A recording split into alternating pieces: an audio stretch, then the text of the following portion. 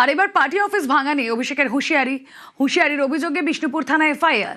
অভিষেকের বিরুদ্ধে অভিযোগ অভিজিৎ সর্দারের।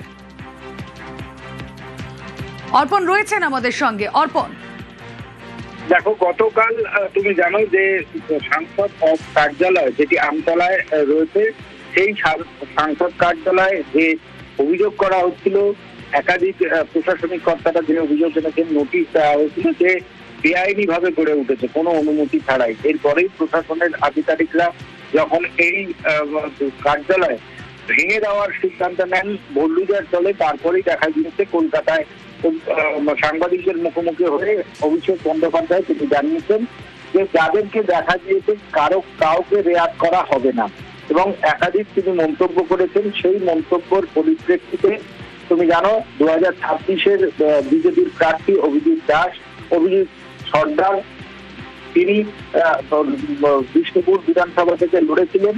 তিনি এবারে বিষ্ণুপুরের থানায় লিখিত অভিযোগ দায়ের করলেন অভিষেক বন্দ্যোপাধ্যায়ের বিরুদ্ধে। তার বিরুদ্ধে হুমকি, হুঁশিয়ারি এবং একাধিক ধারায় তিনি মামলা দায়েরের জন্য তিনি জানিয়েছেন, এবং লিখিত আকারে এবং ডিজিটাল এভিডেন্স কালকে তিনি যে মন্তব্য রেখেছেন বিজেপির কর্মী সমর্থকদের উদ্দেশ্যে, সেখানে গেরুয়া ওড়নার কথা বলা রয়েছে তাদের প্রতীক হিসেবে তিনি জানিয়েছেন। সেই যে হুঁশিয়ারি, সেই হুঁশিয়ারির বিরুদ্ধে তিনি বিষ্ণুপুর থানায় লিখিত অভিযোগ দায়ের করেছেন। এই ঘটনার তদন্ত শুরু করেছে বিষ্ণুপুর থানার পুলিশ। বেশ, অভিষেক ঠিক কি বলেছিলেন? চীনে অফিস বানানো হয়েছে, তার প্ল্যান রয়েছে, বৈধ নথি রয়েছে, সব হাইকোর্টে আমরা জমা দেবো। প্রত্যেক ক্রিয়ার সমান এবং বিপরীত প্রতিক্রিয়া আছে, এটা বিজেপির নেতারা যেন ভুলে না যায়। যদি বেঁচে থাকি একই আইনের একই ধারা 31-এ ফিরিয়ে দেবো, সুদ সমেত। কথা দিয়ে গেল।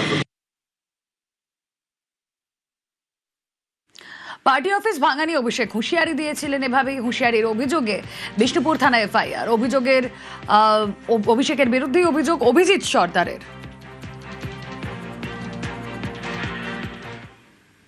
কি বিষয়ে অভিযোগটা করলেন? অভিযোগ করলাম যেভাবে সাধারণ মানুষ থেকে পার্টি কর্মী এবং ওখানে যারা উপস্থিত ছিল সাধারণ উৎসুক জনতা, তাদের প্রত্যেকের বিরুদ্ধে হুমকি দেওয়ার ফলে তাদের যে পরবর্তী সময়ে যদি কোনো বিপদ হয় তার জন্য উনি দায়ী থাকবেন, এটাই আমরা অ্যাডমিনিস্ট্রেটরকে বলে দিলাম।